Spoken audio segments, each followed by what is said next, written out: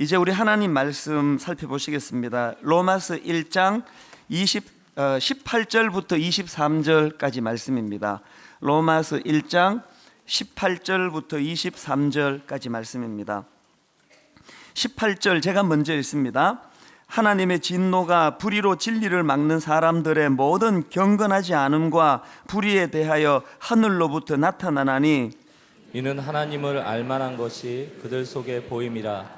하나님께서 이를 그들에게 보이셨느니라. 창세로부터 그의 보이지 아니하는 것들 곧 그의 영원하신 능력과 신성이 그가 만드신 만물에 분명히 보여 알려졌나니 그러므로 그들이 핑계하지 못할지니라. 하나님을 알되 하나님을 영화롭게도 아니하며 감사하지도 아니하고 오히려 그 생각이 허망하여지며 미련한 마음이 어두워졌나니 스스로 지혜 있다 하나 어리석게 되어 썩어지지 아니하는 하나님의 영광을 썩어질 사람과 새와 짐승과 기어다니는 동물 모양의 우상으로 바꾸었느니라. 아멘. 오늘 본문 로마서 1장 18절부터 23절까지의 말씀을 통해서 우리가 알 수 있는 것이 하나 있습니다.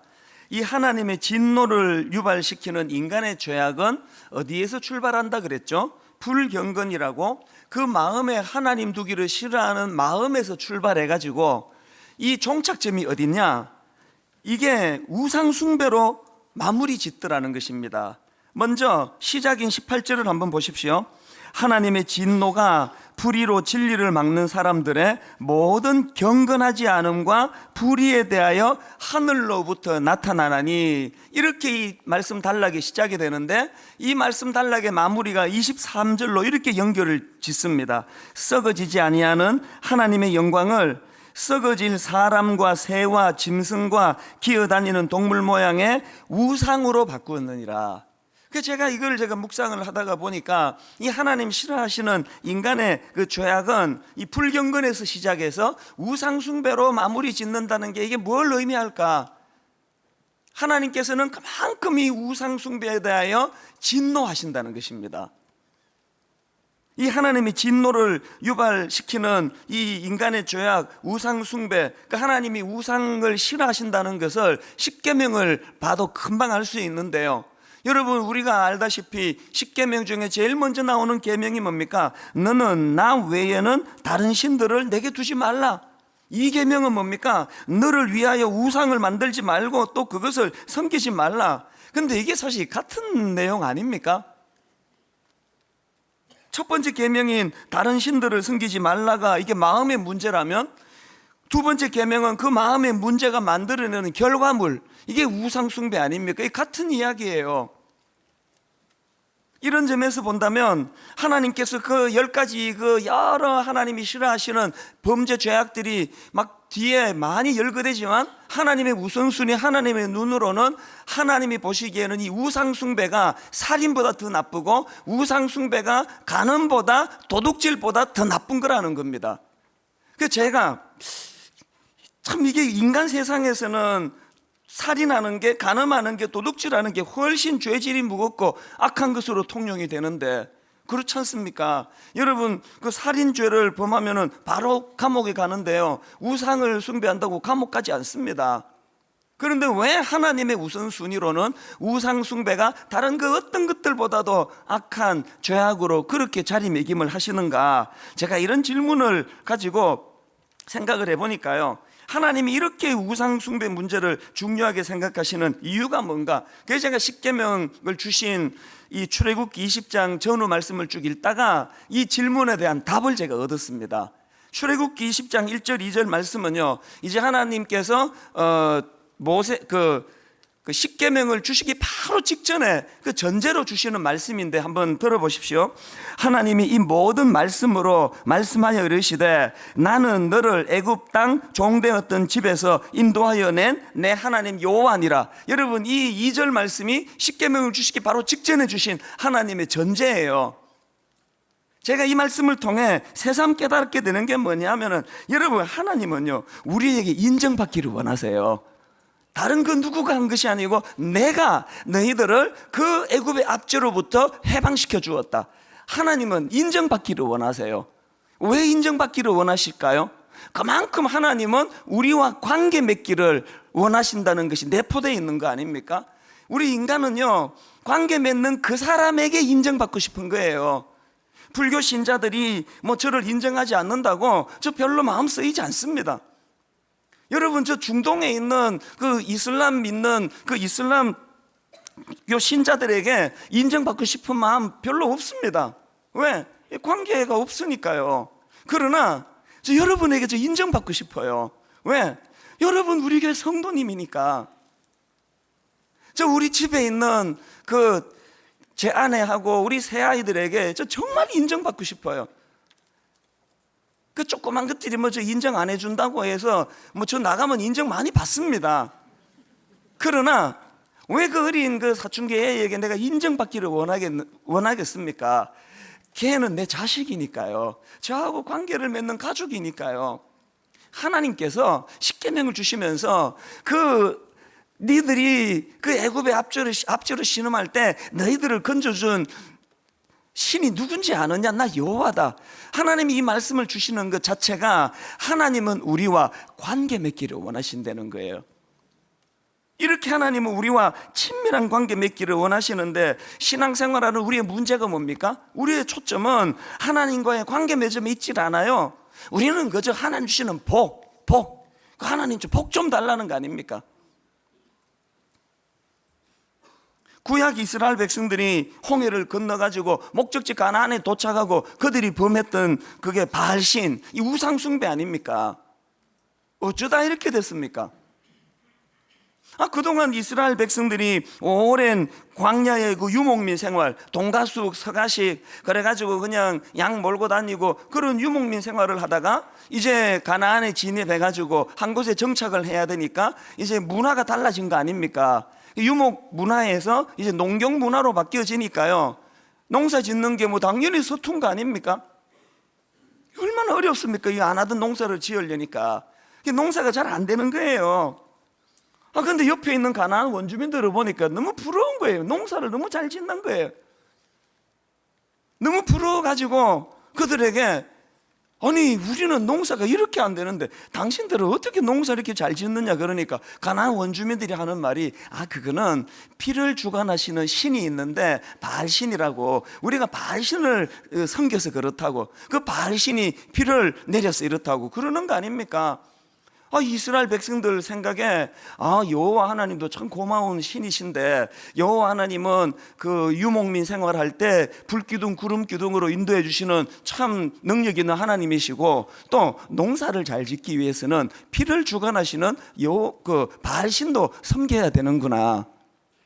여러분, 이스라엘 백성들이 억울한 게요, 하나님을 떠난 적이 없습니다. 그런데 하나님께서는 단호하게 말씀하시잖아요. 너희들이 나를 버렸다. 여러분, 이렇게 예배에 꼬박꼬박 잘 나오시고 헌금도 하시고 이렇게 봉사도 하시는 여러분이 언제 하나님 버렸습니까? 여러분 하나님 버린 적 없지 않습니까? 그냥 세상살이를 하다 보니 뭐 돈이 좀 필요하고 그래가지고 그래서 돈 그러면서 돈을 만몬신 자리에 올려놓고 살아간 것밖에 뭐 우리가 뭐 잘못한 게 더 있습니까? 하나님 보시기에는 그게 우상숭배라는 거예요. 그래서 여러분 뭐 다 아시지만 우상숭배에 대해서 이렇게 정의할 수 있습니다. 하나님보다 더 사랑하는 모든 것, 이게 다 우상숭배예요. 자, 근데 여러분 여기서 한 가지요. 제가 오늘 본문 로마서 1장 23절을 묵상하다가 한 가지 중요한 포인트를 발견했는데요. 자, 23절을 한번 보십시오. 썩어지지 아니하는 하나님의 영광을 썩어질 사람과 새와 짐승과 기어다니는 동물 모양의 우상으로 바꾸었느니라. 자, 여기 보니까요, 많은 그 우상으로 삼은 그 새와 짐승과 기어다니는 동물 막 형상들을 묘사하는데, 그 중에 제일 먼저 바울이 뭘 기록하느냐? 사람을 기록하고 있는 게, 이게 이상한 거 아닙니까? 우리가 알기로 사람 모양을 우상으로 만드는 경우는 거의 없지 않습니까? 저도 본 적이 없는데요. 주로 우상 그러면 동물 모양, 짐승 모양 이렇게 나가는데, 왜 바울은 사람을, 그 우상의 형상을 하는데 사람을 제일 먼저 기록을 했나? 이제 이걸 생각해 보니까 왜 그러냐니까요. 그만큼 우리 인간들이 우상이 될 위험이 있다는 그 이야기예요. 그리고 제가 오늘 이 시대를 쭉 바라보면서 참 이거 일리 있는 이야기다. 출애굽기 32장 1절에 보면은 바로 바울의 이 시각이 참 이게 대단한 시각이라는 걸 알 수 있는데요. 출애굽기 32장 1절 한번 보십시오. 백성이 모세가 산에서 내려오미 더딤을 보고 모여 백성이 아론에게 이르러 말하되 일어나라 우리를 위하여 우리를 인도할 신을 만들라. 이 모세 곧 우리를 애굽 땅에서 인도하여 낸 사람은 어찌 되었는지 알지 못함이니라. 지금 이게 뭐냐면은요, 금송아지 우상을 만드는 과정을 지금 묘사하는 거예요. 알고 봤더니요, 이스라엘 백성들이 금송아지 우상을 만들게 된 출발이 뭐냐, 송아지가 귀해서 그런 게 아니고요, 모세 때문이라는 게. 모세, 자기들이 목숨처럼 의지하고 하나님처럼 따르는 모세가 산으로 가가지고 안 나타나는 거예요. 불안한 거예요. 이 모세가 나타나지 않으니까 불안해서 만든 게 이게 금송아지 우상이라는 겁니다. 그래서 1절 말미에 나오는 이 말씀이요, 모세 곧 우리를 애굽 땅에서 인도하여 낸 사람은, 사실 여러분 그들을 애굽 땅에서 인도해낸 건 모세가 아니고 여호와 하나님 아닙니까? 그들이 압제해서 신음할 때 그들을 불쌍히 여기신 분도 하나님이시고요, 그들을 모세를 통해 가지고 이끌어 불러내신 분도 하나님이세요. 그런데 영안이 어두워지니까 하나님의 영광은 안 보이고 눈에 보이는 모세만 보이는 거예요. 모세가 자기들을 인도했다는 거 아닙니까? 여기에 여러분 좀 찔리는 분 안 계세요? 이제 한국교회가 지금 뭐 타락했다, 변질됐다, 한국교회 이대로 안 된다, 뭐 제2의 종교개혁이 필요하다, 많은 말들을 하시는데요, 정말 여러분 한국교회가 변질되었다면 이 변질된 한국교회가 회복되는 첫 단추가 뭔 것 같아요? 교회들마다 하나님은 안 보이고 그 교회의 모세들만 보이는 현실 아닙니까? 인간 지도자가 너무 중요해져 가지고 이게 뭐 성경에 있는 얘기든 없는 얘기든 막 그러면 목사가 얘기만 하면은 막 거기에 그냥 개념 없이 따라다니고 있는, 이게 지금 오늘 이 금송아지를 만들고 있는 구약의 이스라엘 백성들의 모습 아닙니까? 눈에 보이는 모세가 너무 설치고 다니고 있는 현실이, 이게 교회를 이렇게 만들었다면 어떻게 해야 됩니까? 모세는 좀 덜 설치고 그 배후에 하나님의 영광이 보여지는. 그래서 저는요, 뭐 어떨 때는 뭐 신천지가 여기 들어와서 막 예배를 드린다는 소리도 들리고, 자꾸 옆에 분에게 어떻게 해가지고 그새 또 막 그냥 그 미혹하고 막 그런 이야기가 들리지만, 저는 뭐 여기에 지금 계시는 신천지 분이 하나도 걱정이 안 돼요. 뭐 그분들이 뭐 어떻게 하겠습니까? 신천지보다 더 위험한 건 이 교회 담임 목사예요. 누군지 모르겠지만 불철주야 맨날 나타나가지고 설교하고 있는. 그래서 오늘 우리가, 여러분 왜 로마서 1장 23절에서 이 사람을 거기에 우상의 형상에 가장 먼저 기록하고 있는가? 우리 자신이 우상이 되기 쉽고 우리 자신이 우상을 섬기기 쉽고, 이게 인간이라는 거예요. 제가 여러 번 말씀드렸잖아요. 저는 저 달을 가리키는 손가락이에요. 그런데 사람들이 달은 안 쳐다보고 손가락만 쳐다보고 있는 게, 이게 오늘 타락된 한국교회라고 말씀드릴 수 있는 거 아닙니까? 가만히 보면은 지금 막 각 교회들마다 이 막 손가락, 예쁜 손가락 만들기 경연대회가 벌어지는 것 같아요. 여러분들이 막 다른 교회 성도를 만나면 막 우리 찬수 막 손가락이 제일 이쁘고 왜 그래 막 그런 자랑만 하지, 여러분이 하나님을 자랑하는 교회가 있습니까? 저는 정말 55년 내 신앙생활에 불가사의한 거 하나 있습니다. 제가 중학교 때부터 막 MBC 점령하는 거, 막 KBS 점령하는 거 제가 여러 번 봤거든요.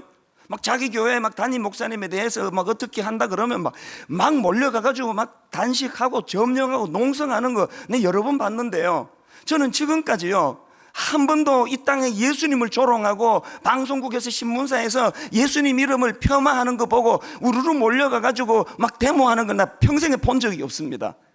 이게 뭘 말할까요?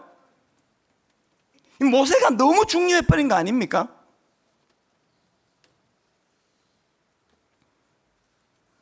사실 제가 그 어릴 때는요, 얼굴이 조금 더 잘생기지 못한 것에 대하여 마음이 많이 아팠어요. 근데 조금만 더 잘생겼으면 많은 여학생들도 저를 좋아하게 될 거고, 그랬으면 얼마나 좋았겠는데, 그런 생각을 참 많이 했는데요. 그래서 제가 목사가 되고 나서 생각이 바뀌었습니다. 하나님이 저를 목사시키시려고. 여기다 제가 얼굴이 막 배용준처럼 생겼다 그러면 얼마나 많은 성도들이, 여성도들은 막 저 오똑한 콧날 그러면 말씀 귀에 하나도 안 들어오고, 남자 성도들은 불안해가지고 이 여자가 또 저 목사한테 마음 뺏기는 거 아니냐 그러고 이런 방해가 많을 텐데, 하나님이 저에게 이런 아름다운 외모를 주셔가지고 제가 강단에서 말씀만 전하면 오직 복음밖에는 더 신경 쓰이는 게 없는 거 아닙니까? 어떤 자매님 집에 전화를 해도 어떤 남편도 불안해하지 않아요. 누구야? 이찬수 목사. 아, 그래? 저는 내 외모조차도 정말 하나님께 감사해요. 하나님 앞에 걸림돌이 되지 않는. 그래서 여러분, 모세가 너무 부각이 되고 모세가 너무 매력적이고, 그러니까 여러분 자꾸 사람을 너무 의지하지 마세요.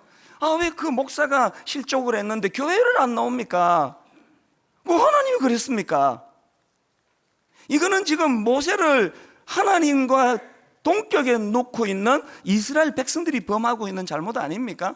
어차피요, 저는 수없이 말씀드렸지만요, 인간은 존경의 대상이 아니에요. 제가 은퇴하기 전에 무슨 짓을 저지를지 모르니까 미리 지금 제가 말씀드려 놓는데요, 인간이 저럴 줄 몰랐던 게 여러분 잘못이지 그게 내 잘못입니까? 인간은 의지의 대상이 아니에요. 단지 그 약함을 제가 알기 때문에 여러분 혼미하게 만들지 않으려고 그 하나님을 붙들고 사는 것 뿐이에요. 오늘 한국교회가 너무 눈에 보이는 모세, 눈에 보이는 인간, 이것이 너무 소중해져 버린 이것이 오늘 우리의 변질을 가져오는 첫 단추라고 저는 생각합니다. 그래서 여러분, 저 부탁드리는데요, 또 저도 더 많이 노력할 거예요. 여러분, 제 손가락을 쳐다보시는 신앙생활이 아니고 달을 쳐다보셔야 돼요. 이 달을 쳐다보셔야 됩니다. 이런 맥락에서 여러분, 제가 오늘 설교 제목을 모세조차 우상으로 전락될 수 있다. 왜 이런 자극적인 제목을 달았겠습니까? 모세조차 우상으로 전락될 수 있다. 우리 하나님 싫어하시는 이 우상 숭배의 죄에 빠지지 않기 위하여 늘 자기를 점검하고 돌아봐야 됩니다. 그런 맥락에서 저는 오늘 본문 23절 말씀을 가지고 이 우상 숭배에 빠지는 사람들의 잘못된 태도 두 가지를 점검하며 우리를 돌아보기 원하는데요, 여러분, 우상 숭배자들이 가진 잘못된 태도, 첫째가 뭐냐? 눈에 보이는 가시적인 것에 마음이 쏠리는 미숙한 태도가 그것이에요. 23절을 다시 한번 보십시오. 썩어지지 아니하는 하나님의 영광을 썩어질 사람과 새와 짐승과 기어다니는 동물 모양의 우상으로 바꾸었느니라. 비극이 뭔지 다 아시죠? 사람들이 눈에 보이지 않는 것의 가치를 몰라도 너무 모르는 거예요. 특히 지금 우리나라 분들은 더 그래요. 성령, 뭘 말하는 겁니까 이게? 조금 전에도 말씀드렸지만 얼굴이 좀 더 잘생기면 좋겠다, 이건요 사춘기 애들이 하는 거예요. 왜? 미숙해가지고 온통 보이는 게 눈에 보이는 것밖에 없으니까. 그러다가 장성한 성인이 되면 어떻게 됩니까? 인간의 아름다움이 이런 외모 껍데기에만 있는 게 아니구나, 이거를 찾아가는 게 이게 성숙해져 가는데, 애고 어른이고 없이 막 전부 막 성령 막 얼굴 뜯어고치고. 우리나라는요 정말 저질이에요. 얼굴 못생기면 취직도 안 시켜주고, 얼굴 못생기면 결혼도 안 하고. 이게 지금 미숙한 사회를 말하는 거 아닙니까? 오늘 우리 예수 믿는 우리라도 이 복음의 능력을 가지고 이 잘못된 이 가치관을 우리가 이거를 좀 바꾸는데 역할을 해야 되는데, 우리 거기에 지금 다 막 몰려다니는 거 아닙니까? 여러분, 진짜 소중한 가치는요 다 보이지 않는 데 있습니다. 전부 안 보이는 게 다 아름다운 거예요. 그 어머니 사랑 얼마나 아름답습니까? 날 구원하신 이 예수 그리스도, 그 복음의 능력, 여러분 이 가치 있고 소중한 건 다 안 보이는 거예요. 이거를 못 보니까. 그래서 여러분, 로마서 1장 23절, 썩어지지 아니하는 하나님의 영광을 썩어질 사람과 새와 짐승과 기어다니는 동물 모양의 우상으로 바꾸어 버리는 거, 이게 오늘 우리의 참 미련함 아닙니까? 앞에 언급했던 금송아지 사건도 마찬가지예요. 여러분 출애굽기 32장 4절을 한번 보십시오. 아론이 그들의 손에서 금고리를 받아 부어서 조각 칼로 새겨 송아지 형상을 만드니 그들이 말하되 이스라엘아 이는 너희를, 잘 들어보세요, 애굽 땅에서 인도하여 낸 너희의 신이로다는지라. 이 금송아지가요 하나님에게 실정을 느껴가지고 새로운 신을 만든 게 아니고요, 이 금송아지가 여호와 하나님이라 그랬잖아요. 하나님 안 보이니까, 하나님의 영광이 안 나타나니까, 하나님이 눈에 보이지 않으니까 눈에 보이는 형상으로 만든 게 이게 금송아지입니다. 이게 탄식할 노릇 아닙니까?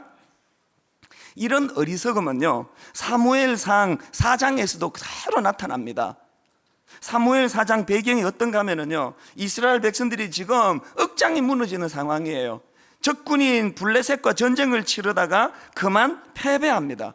사람이 살다 보면은 전쟁에 이길 때도 있고 또 패할 때도 있고 그런 거 아닙니까? 그 패배 원인을 잘 교훈 삼고 그래서 그 다음에 디딤돌로 삼으면 되는데요, 이 이스라엘 지도자인 장로들이 패배 원인을 아주 유치하게 분석을 한 거예요. 패배 원인이 뭐냐 분석해 봤더니 그 전쟁에 나갈 때 하나님의 임재의 상징물인 언약궤를 안 가지고 가서 그렇다는 거예요. 그래서 이제 2차 전쟁 때 하나님의 임재의 상징인 언약궤를 갖고 가면 이건 100% 이긴다 그랬는데 결과는요 1차 때보다 더 끔찍한 패배를 당했습니다.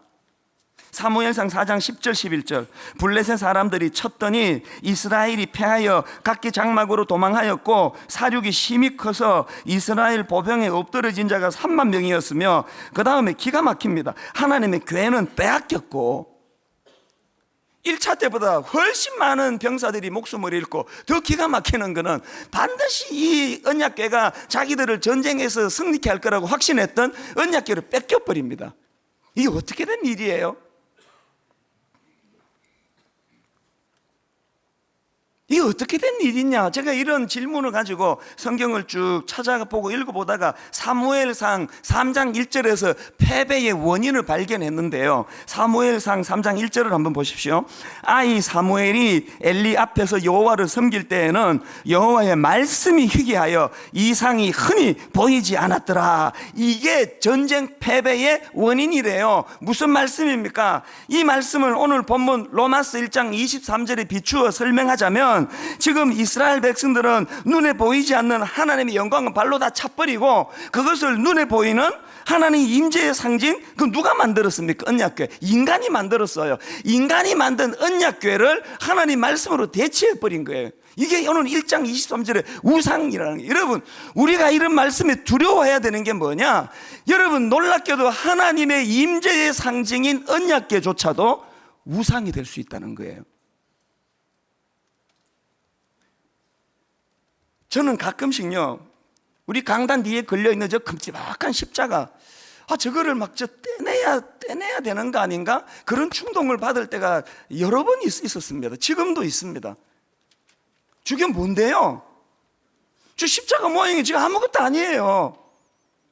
저 십자가 모양이 중요한 게 아니고 저 십자가에 달리신 예수 그리스도, 더 정확하게 말하면 죄로 죽을 수밖에 없는 우리 영혼을 불쌍히 여기셔 십자가 지신 예수 그리스도가 중요하고 소중한 거지, 저 껍데기 저게 뭐가 중요합니까? 저 아무것도 아니에요. 저 왜 다뤄놓은지 아세요? 내 시달려서 시달려가지고 막 계속 저한테 그냥 왜 교회에 십자가가 없냐고, 왜 십자가가 안 보이느냐고 막 계속 저한테 그냥 메일 오고 전화 오고 막 항의 오고 그래가지고 한데 신경질 나서 다뤄놓은 게 신경질 나가지고, 저기 있으면 어떻고 없으면 어떻습니까? 그 언약 교회는 그 아무것도 아니에요. 뭐 집에다가 그냥 막 예수님 사진이라고, 그거 예수님 얼굴 아니에요. 그 이상한 그 중동 남자 하나 갖다 놓고는 막 예수님이라고 그러는데요, 여러분 그 이사야서를 읽어보세요. 예수님은요 그 남자처럼 그렇게 잘생긴 얼굴이 아니에요. 안에 지금 질투해서 그런 거 아닙니다 진짜. 그거 왜 알지도 못하는 남의 그 이상한 중동 남자 하나 거기다 갖다 놓고는 막 예수님이라고, 그거 이상한 거 아닙니까? 그거 그 사진 벽에 걸어놓는 게 중요한 게 아니에요. 그 십자가 목걸이하고 다니는 게 중요한 게 아니고요. 하나님의 영광, 저 흉측한 그 당시 사람들은 십자가 걸어놓으면요 아마 기절을 하고 도망갔을 거예요. 저게 살인범들 매다는 흉악한 도구 아닙니까? 저 흉악한 십자가 형태를 놀라운 우리를 구원해 주시는 복음의 도구로 사용하시는 하나님의 능력, 하나님의 영광이 소중한 거지, 형상은 아무것도 아니에요. 어느 날 슬그머니 없으시면 저한테 전화하지 마세요. 십자가는 있어도 되고 없어도 됩니다. 그런가 하면은 두 번째로 이 우상 숭배자들이 가진 잘못이 뭐냐, 잘못된 태도가 뭐냐, 자기들의 필요에 따라 마음대로 조종할 수 있는 신을 원한다는 거예요. 마태복음 6장 24절에서 예수님이 이런 말씀을 하십니다. 한 사람이 두 주인을 섬기지 못할 것이니 혹 이를 미워하고 저를 사랑하거나 혹 이를 중히 여기고 저를 경히 여김이라. 너희가 하나님과 재물을 겸하여 섬기지 못하느니라. 예수님이 지금 왜 이 재물을 하나님과 동급에다가 놓고 계세요? 예수님이 그 용어 선정을 신중히 하셔야지, 아니 재물을 사용한다 이렇게 말씀하셔야지 왜 재물을 섬긴다 이렇게 이야기하느냐고요. 이거 여러분 우리 다 아는 거 아닙니까? 전에는 재물이 우리를 섬겼어요. 그 가난한 신혼 시절에. 어느 날 정신 차리고 봤더니 우리가 재물을 섬기고 있는 거 아닙니까? 최근에 여러분 그 보험금 얻어내겠다고 그 전 남편 농약 타가지고 제초제 타가지고 죽이고, 그리고 재혼한 남편 농약 타가지고 죽이고, 시어머니 농약 타가지고 죽이고, 그 다 보셨죠? 제가요 인간의 죄성으로 뭐 이럴 수도 있지, 이것보다 더 악한 것도 할 수 있지, 다 이해가 되는데요. 근데 정말로 이해가 안 되는 게, 자기 배 아파 난 딸에게 제초제를 먹였다는 거는 내 도저히 이해가 안 가요. 보험금을 벌써 몇 번 타먹은 상태인데 뭘 이야기합니까? 그분이 붙잡히고 나서 했던 그 이야기 다 아시죠? 여기서 붙잡히고 나서 여기서 멈추게 돼서 다행입니다. 뭘 의미합니까? 예수님이 말씀하시는 이 재물, 이 만몬신이라는 위력이 이렇게 큰 거예요. 사무엘상 4장 3절에 보면은요, 제가 앞에서 이스라엘 백성들이 블레셋과의 1차 전쟁에서 패했다 그랬는데요, 왜 2차 전쟁에서 그들이 언약 교회를 동원하게 됐는지에 대한 분석을 3절에서 하고 있습니다. 자, 한번 보십시오. 백성이 진영으로 돌아오매 이스라엘 장로들이 이르되 여호와께서 어찌하여 우리에게 오늘 블레셋 사람들 앞에 패하게 하셨는고, 여호와의 언약 교회를 실로에서 우리에게로 가져다가 우리 중에 있게 하여 그것으로 우리를 우리 원수들의 손에서 구원하게 하자. 제가 이 구절에서 발견하는 첫 번째 포인트가 뭐냐, 그들은 자기들의 잘못을 하나님께로 책임 전가를 시키고 있습니다. 하나님이 안 움직여서 이렇게 됐다는 거예요. 그러면서 그들이 생각한 대안이 뭐예요? 언약궤를 동원하자. 하나님의 임재의 상징인 언약궤를 동원하면 하나님인들 안 도와주시고 되겠나? 뭡니까? 하나님을 자기의 목적을 이루기 위한 수단으로 지금 전락시키고 있는 거 아닙니까? 이 기도가요, 안 하는 것도 문제인데요, 이 기도에 대한 오리엔테이션이 잘못되어 있어가지고 이 기도를 하나님만 마음을 움직여가지고 뭘 받아내는 것이 기도라고 생각하는, 이것이 너무나 무서운 잘못된 악한 생각이에요.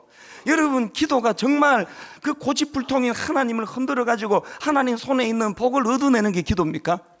기도하다 안 되면 막 금식 들어간다 그러고, 이게 기도도 보면은 막 너무 비장해요. 이거 뭐 얻어낼 거 있을 때 말고는 죽어도 기도 안 하잖아요. 기도는요 그런 게 아니에요. 기도는요, 아버지 되신 하나님 앞에 미숙하게 짝이 없는 내 고집불통, 그래가지고 그 저 눈에 보이는 것만 집착해가지고 미숙한 제가 막 사람 많이 모아주세요, 막 그냥 헌금 많이 나오게 해주세요, 막 모든 사람들이 다 저를 좋아하게 해주세요, 이런 미숙한 기도를 하기 쉬운 우리가 나보다 크신 그 하나님의 생각 앞에 굴복하기 위해서 드리는 게 기도예요.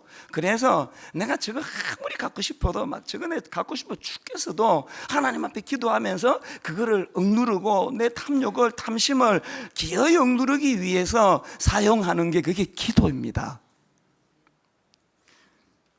신앙생활은요 승복이에요. 승복. 1만 성도 파송운동, 전 지금도 나 그 이해가 잘 안 됩니다. 왜 해야 되는지. 예상보다 많이 따라간 것도 아닌데 지금 저기서 한지붕도 가족교회 분리 개척이 막 200명 막 모이고 잘 되고 막 그런 얘기를 들어서 초창기 멤버 이 사람도 따라갔대더라, 저 사람도 따라갔대더라. 나 그 얘기 들을 때마다 내 억장이 무너져요. 그 억장이 무너지면 안 하면 될 거 아닙니까? 억장이 무너져서 안 하면 될 거 아닙니까가 그게 신앙생활이 아닙니다. 내 억장이 다 무너지더라도 그게 하나님 뜻이면 해야 되는 거고요. 암만 하고 싶어도요 그게 하나님 뜻이 아니면 안 하는 게 신앙이에요. 그래서 기도가 동원되는 거 아닙니까? 사무엘상 4장에 보면은요 이스라엘 지도자들의 이 미숙한 모습들이 나타나는데요, 그런데 여러분 사무엘 4장에서의 이 미숙한 이스라엘 지도자 장로들과는 너무나 대조적인 한 인물을 저는 여호수아 7장에서 발견하는데요, 여호수아 7장에 나오는 여호수아예요. 여러분 이 여호수아 7장의 배경은요 사무엘상 4장과 거의 비슷해요. 전쟁에서 패했습니다. 전쟁에서 패한 게 얼마나 쓰라렸는지요. 여호수아 7장 4절 5절을 한번 보십시오. 백성 중 3,000명쯤 거리로 올라갔다가 아이 사람 앞에서 도망하니 아이 사람이 그들을 36명쯤 쳐 죽이고 성문 앞에서부터 스바림까지 쫓아가 내려가는 비탈길에 쳤으므로, 그 다음 한번 보세요. 백성의 마음이 녹아 물같이 된지라. 살다 보면 이럴 때 있지 않습니까? 여기 한 40 넘으신 분들 중에 한 번도 마음이 녹아 물같이 된 쓰라린 아픔을 경험한 적이 한 번도 없는 분 계세요? 없을걸요? 저의 지난 55년의 세월을 돌아보면 정말 쓰라린 마음으로 마음이 녹아 물같이 돼 잠이 오지 않아 베개 머리맡을 눈물로 적셨던 날이 손으로 몇 날이나 꼽을 수 있습니다. 이게 인생이에요. 누군들 이걸 피합니까? 중요한 건요 마음이 녹아 물같이 되는 쓰라림이 없어서 복된 게 아니고요, 그런 일이 있을 때 이거를 잘 분석해서 하나님 앞에서 이것을 영적으로도 성숙해지는 것으로 사용해야 되는 거 아닙니까? 여러분 지금 마음이 녹아 물같이 된 쓰라린 분 이 자리에 계시면요 여러분 영안을 열고 보세요. 여러분 앞길에 두 갈래 길이 놓여 있을 거예요. 한 갈래는 뭐예요? 사무엘 4장에 그 이스라엘 장로들의 잘못된 길, 더 그냥 인간적이고 더 눈에 보이는 것만 추구하는, 그래서 더 큰 쓰라린 눈물을 자하게 만드는 잘못된 길이 하나 있고요, 그런가 하면 또 한 갈래가 여호수아 7장에 여호수아의 길이 있습니다. 여호수아의 길은 어떤 길입니까? 여호수아 7장 6절을 한번 보십시오. 여호수아가 옷을 찢고 이스라엘 장로들과 함께 여호와의 궤 앞에서 땅에 엎드려 머리에 티끌을 뒤집어 쓰고 저물도록 있다가 8절, 주여 이스라엘이 그의 원수들 앞에서 돌아섰으니 내가 무슨 말을 하오리까? 범죄한 건 여호수아가 아니에요. 그러나 여호수아는 누구에게 책임 전가하지 않았습니다. 자기가 잘못한 거 아니지만 백성들의 그 악한의 죄를 주님 앞에 중보하며 나아가며 가슴을 찢으며 회개하며 하나님 앞으로 나아간 거예요. 하나님을 이용해 먹어가지고 언약 껴가지고 하나님도 이번에는 안 움직이고 못 뺏길 거야, 이런 장로들의 태도의 그 길이 아니라 하나님 앞에 자기를 돌아보고 점검하며 회개의 길로 나아갔던 여호수아의 길, 우리가 가야 될 길이 그 길 아닙니까? 결론을 맺으려고 합니다. 저는 오늘 본문 로마서 1장 23절 말씀을 보면서 우리가 취해야 될 대안은 하나밖에 없습니다. 로마서 1장 17절을 경험하는 거예요. 우리 다 같이 한 목소리로 사모하면서 이 구절을 읽어보시면 좋겠는데요, 같이 읽습니다.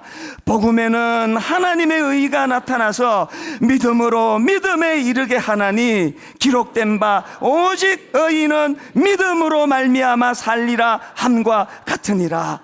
우리 뭘 기도해야 됩니까? 하나님, 내가 지금 마음이 녹아 물같이 됐습니다. 잘해보려고 시작한 가정인데 이렇게 됐습니다.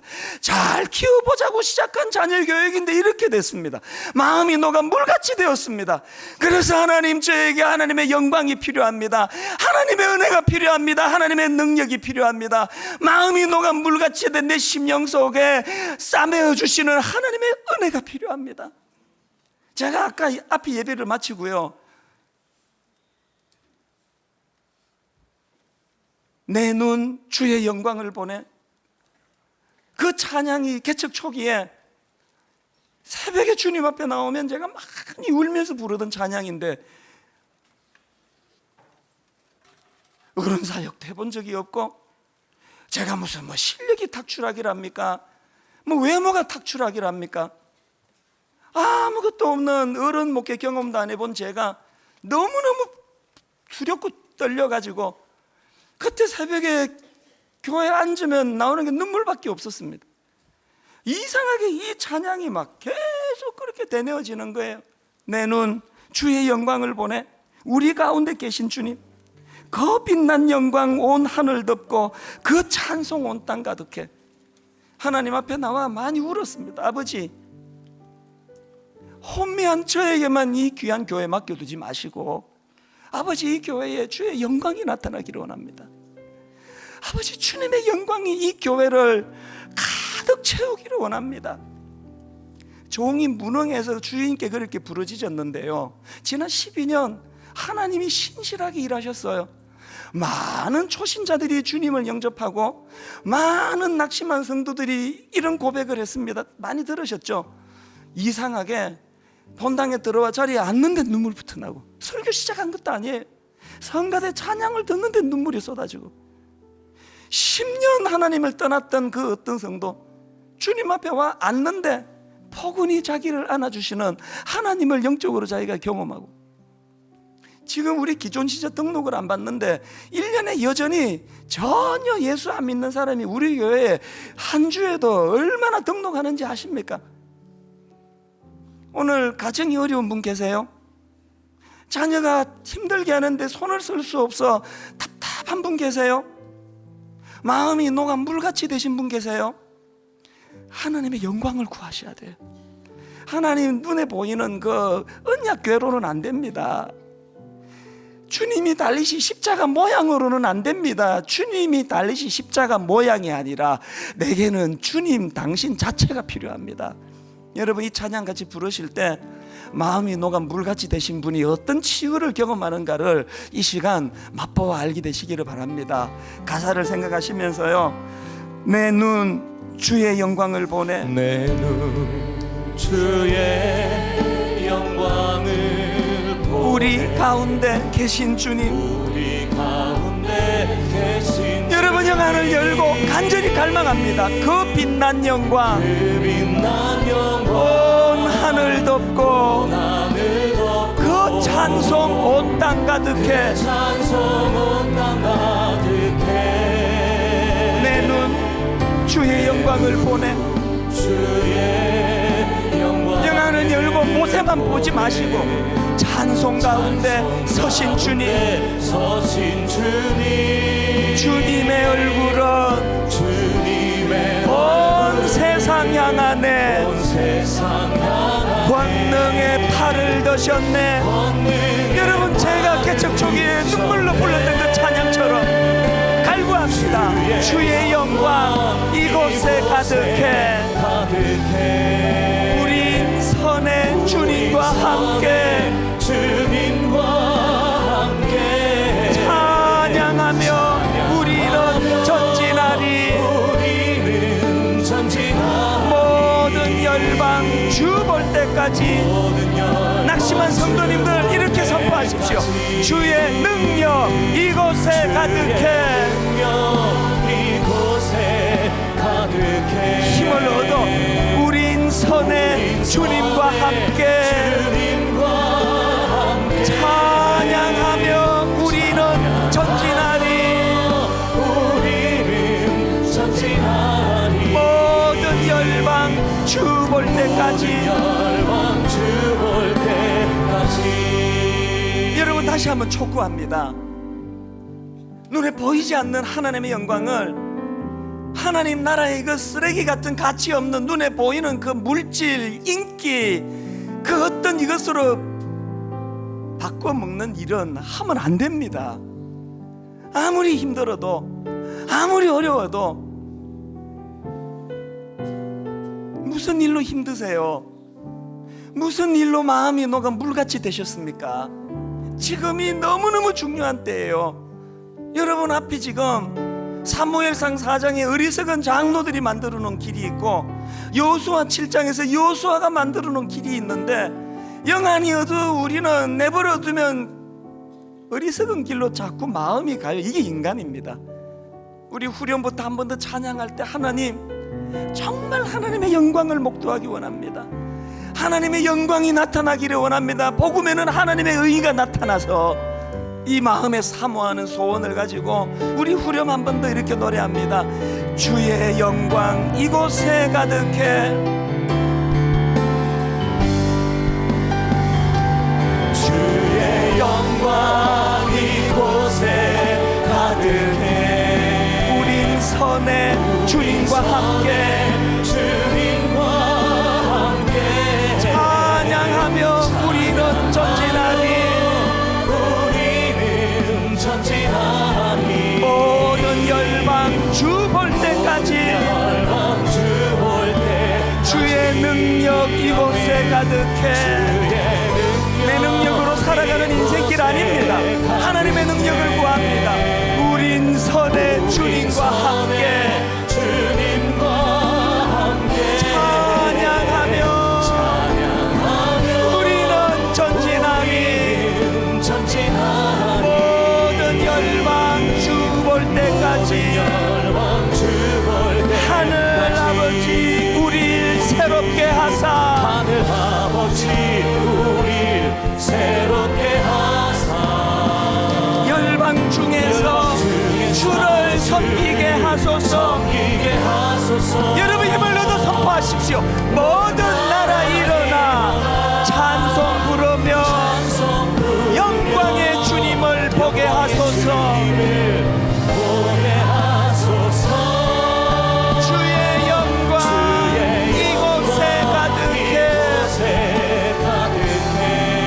우린 선의 주님과 함께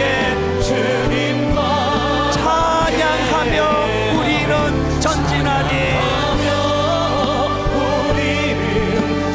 모든 열방 주 볼 때까지.